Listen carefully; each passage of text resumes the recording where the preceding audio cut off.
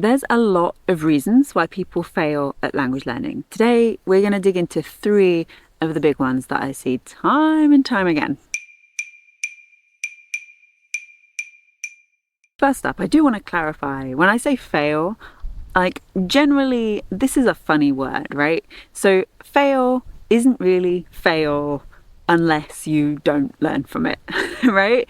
But when I say fail here, what I'm talking about is when people give up completely, when they stop learning languages, when they decide, right, that's it, I'm done, I am out, I can't do this, I'm not a language person. That's what we're talking about here. And the first of those big reasons is that people invest in the wrong things. So perhaps you're a bit of a language magpie. I can relate, I'll be honest, where maybe, you walk past the bookshop and actually you don't walk past because you see something that catches your eye. You think, I'll just have a little look inside and see what they've got. If there's anything new or a new language in there, perhaps that I can have a little go at. So I get it. I really get it.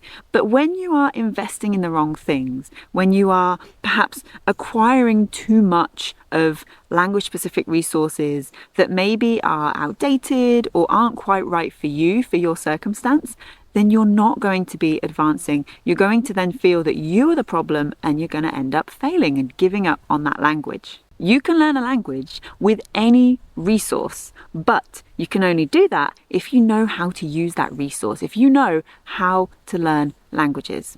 And that's really the best way to avoid this, is to invest in something that is how to learn a language based. That's what Language Life is. That's why it exists, because I could see that there was this need for more of that, for more of the how to learn a language. And what's really cool about this is that when you invest in Language Life, yes, you get the self-study library and the support and the regular practice, but that's just the part of it. The thing that you really get is that long-term lasting impact, that influence that it's going to have on your language learning for life, hence the name Language Life, because you'll be learning these skills that you can apply again and again and again.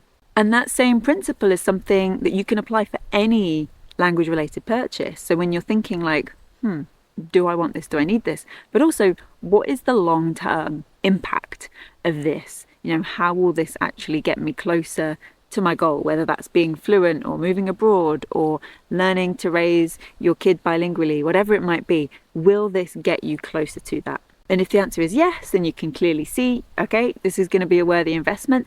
If the answer is no, or you can't really decide, then that's generally an indicator that you can live without it for now. You'll be fine. The second thing is really getting stuck in a messy mindset. So there are lots of ways this could show up. It could be that you just have this very fixed mindset of what it means to learn a language or how good you are at learning languages. That's a really big one, because people think that they can't do it or they're not a language person, and that just really holds people back for far too long, far too often. And there's just when you have these kind of things, these thoughts just milling about, even if they're not really very prominent, or it doesn't feel like they're very prominent, they're just there, and they're just sat there all the time, just reminding you that, oh yeah, but you could try, but you're not a language person. So how do we avoid this? How do we move past getting stuck in this messy mindset? What I think is really interesting here is that the default assumption is that when you learn more, when you get better at the language, this stuff will go away. It doesn't. If you think as a beginner, I don't know enough vocab, oh my goodness, it's going to be easy when I know enough vocab, you're going to probably think that same way when you're more advanced, when you do know more vocab, because it's just this thing that you've decided for yourself, and so it will always be a constant. Even once you learn more vocab, there's always going to be more vocab to learn, so you're still going to feel that if you feel it now. So it's not necessarily just about getting better at the language and this stuff clearing itself out. The thing that really makes a difference here, that all successful language learners do and know how to do really well, is become a neutral observer. So what do I mean by this? Becoming a neutral observer isn't just about ignoring or avoiding or attempting to quash down those messy mindset thoughts. It's about actually just recognizing everything, knowing it's all valid, knowing it all exists, but seeing it all as neutral, rather than this is a positive mindset, this is a negative mindset, this is a positive feeling, this is a negative feeling. we observe it all as neutral. We sort of separate ourselves from our feelings about our language to be able to do that. It's kind of like, it sounds really creepy, but the way I describe this, it's almost like you sort of float up above yourself and you watch, literally observe from above, like what's going on in your brain right now, what are you doing right now, what's working, what's not working. And that way there's like this separation. And that's one of the, I know it sounds really kind of wishy-washy and a bit like hippie, but that's like the best way I can describe it, is to have that level of separation there so that it becomes easier to observe your language learning, observe your sort of messy mindset as it is in a more neutral stance, so that you can be like, okay, I'm feeling that way again. Let me work through the steps that I've created that I know are going to help me get better in that state. If we take the example of shame here, then we know that, like, yeah, shame kind of sucks. It doesn't feel good when you feel ashamed. It's not like generally a very productive emotion or state to feel when you want to be learning a language and you want to be doing it successfully. If you're feeling ashamed of something about that, it's kind of going to hold you back, right? But if you become a neutral observer and you can identify the source of that shame, you can recognize where it's coming from, maybe why as well, why you're feeling that way, that can really help. So maybe that it's that you notice that you're feeling a bit of shame because of some feedback you got from your teacher. Maybe the way that a teacher that you've been working with gives feedback kind of makes you feel embarrassed. You know, I've had this a lot where you will go back for the next lesson with a teacher and they'll say, oh, how have you done? What practice have you done in between? And when you have nothing, it's like, well, nothing. I was hoping to come here and and revive what's happened between last time and this time. It's instantly, you've started that lesson in this point of shame, right? When they say to you, what have you done? How, you know, what have you learned since last time? And it's how they then respond to that really can change the direction. So sometimes I've had teachers that go, oh, I get it, no problem, busy week, let's recap and see where we're at. And sometimes people say, oh, okay, well, we are going to have to waste some time reviewing what we've done. And like, I don't see that as a waste of time. So then there's this sort of conflict between the way that I want to do things and the way that teacher wants to do things. And that doesn't work. So I can either live with that shame, I can keep rolling up to those lessons and feeling that every single time we start the lesson. Oh, what practice have you done? Nothing. Oh, I guess we have to waste time. Like, oh, that's obviously not going to be great. Or I can say, okay, you know what? This teacher's great, but they're not great for me. They're not making me feel great because I've been able to identify that at the start of the lesson is the source of the shame. Do you see where I'm coming from? So when you can do this, when you can work through this mindset stuff with this neutral observer stance, it really, really, really helps to make things easier and to make it less likely that you're actually going to fail and give up and stop completely. And the way that I teach you how to do this in language life is with this idea of becoming curious, not critical.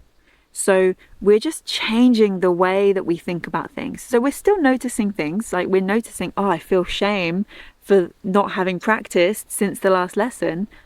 And then rather than going, that means I'm a terrible language learner, we go, I'm curious about that. Why do I feel shame? Where is that coming from? What's the source of that?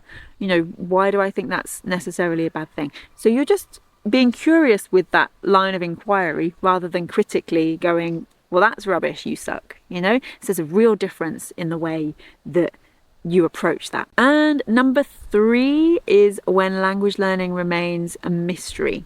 So it's really easy to find a list of vocab to learn. What's a little bit harder is figuring out how to actually get those words from the paper into your head. Figuring out how to learn them. That's the bit that is a little bit harder to find, a little bit harder to do. It takes more work, right? It's all well and good, you know, seeing the book on the shelf, seeing the app available in the app store, thinking, okay, cool, there's an app for this language, I'm going to learn it. And then you download it or you buy it and it sits on your shelf or it sits on your phone and you never open it. That's the easy bit is done. The hard bit is making it actually happen. And when the language learning bit of, well, how do I do this? How do I actually remember words? How do I speak confidently? And how do I learn more quickly? all of those questions that you have, if that remains a mystery, then you're way more likely to fail than if you actually take a moment to answer that stuff. And, you know, we talked about this with the first one, the idea of investing in the wrong things versus investing in the right things, and the right thing to invest in typically being something that is going to help you with the how-to of language learning. And this is the same point here. Language learning doesn't remain a mystery when you understand that how-to. So how can we avoid this? How can we make sure that language learning doesn't stay a mystery and actually become something that we understand? Luckily, you don't have to go off and do a big degree and spend lots of years learning about this stuff. You can work with someone like me in Language Life, and the way that we have this structured is that it's bite-sized. The video lessons are short and sweet. The workbooks are there, offline availability. The question bank is ready for you to listen on the go. Everything is so flexible and so portable so that you don't have to feel like you need to just sit down and like brain dump everything in one go. Like, it's there for you as and when you need it, so you can pick and choose the important bits for you. And that's the best way to do this, because if you do try and like get everything that you need to know about how to learn a language in at once, it isn't going to stick. And that's one of the reasons why I always say that when people are working with me in Language Life, keep learning languages at the same time, right? Don't put that on pause. Keep doing it, because you'll be learning the languages and you'll have these questions come up, like, how do I actually learn these words now?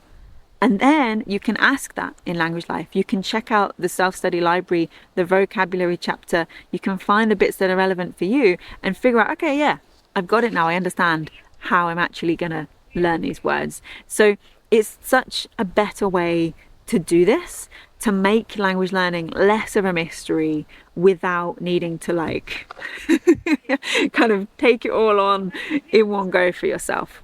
If that sounds good, join me in Language Life. We can make this happen. We can take language learning from being this mysterious, how do I do this thing, into something that is clear and easy and just so much quicker than before. That's the kind of stuff that we do together in Language Life. We have the self-study library that is, as it says on the tin, the self-study bit. So there's video lessons, there's workbooks, like I say, everything bite-sized, available on the go, really, really easy to take in. We have the support and feedback, all direct from me. So there's things like the monthly feedback, monthly review and feedback on your process. We have one-on-one check-ins at the end of each of those chapters in the self-study library, so you get that extra one-on-one time just to confirm anything that you might have been wondering.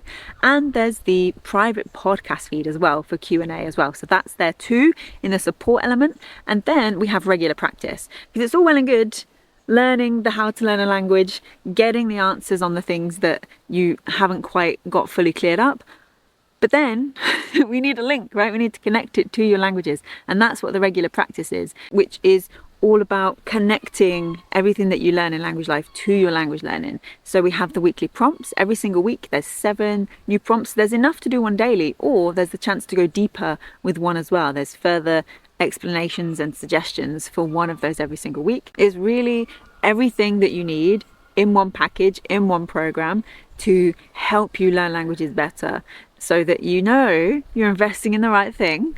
You're not going to fail with this, because you've got someone by your side the whole way through to make sure that things are working as they should. So yes, I would love to work with you in Language Life. You can join. The link is in the description. And if you have any questions, let me know. I think this is the bit of the video where I'm supposed to say subscribe and follow and like and tell a friend and comment and share and do all of the things that tells the internet that you enjoyed this video. Thank you very much if you take a moment to do that. And I'll see you very soon. All right. Thank you. Bye.